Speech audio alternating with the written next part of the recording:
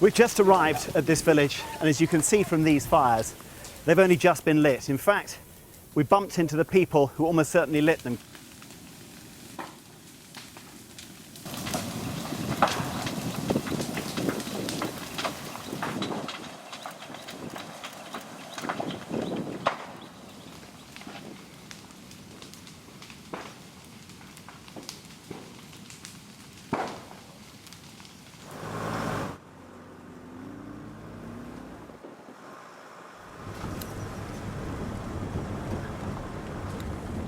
Well, we only got to see a few areas of Mongdor. The extent of the destruction was staggering, though, and most of them were Muslim villages. Well, they call this place Lil Tanjore. It's quite close to the coast. This is one of the first places that the Rohingya militants attacked on August the 25th, setting off this spiral of violence that has led to so many Rohingyas fleeing from Rakhine State. And if you look all around me, this area has been completely burnt down, including, if you look just behind me, that was a clinic run by Médecins Sans Frontières. And the government's version of what happened here is that it was the militants themselves who set fire to everything here, destroying facilities that were shared by Muslims and some Buddhists here. Now, we can't confirm that, we can't speak to anyone, the place is completely deserted.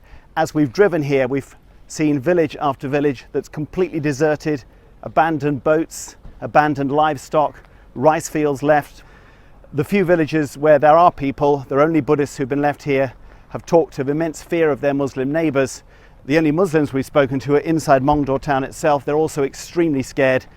When we asked them who you're most afraid of, they said the government.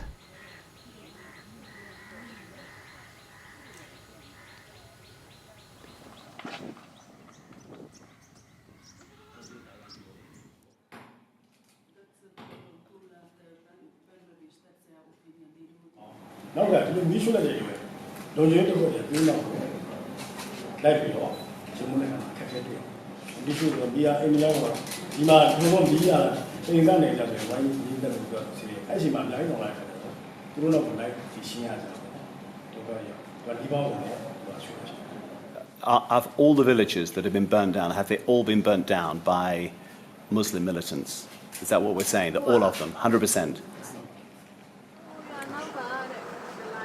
Okay, can we get up? Steve, can we get up?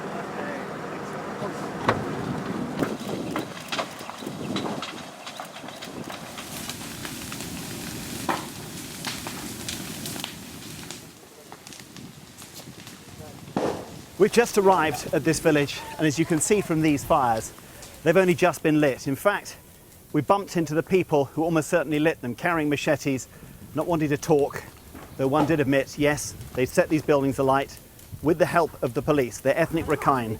This was a Muslim village. Now, the government has claimed that all of the village destruction is at the hands of Muslim militants and Rohingya inhabitants.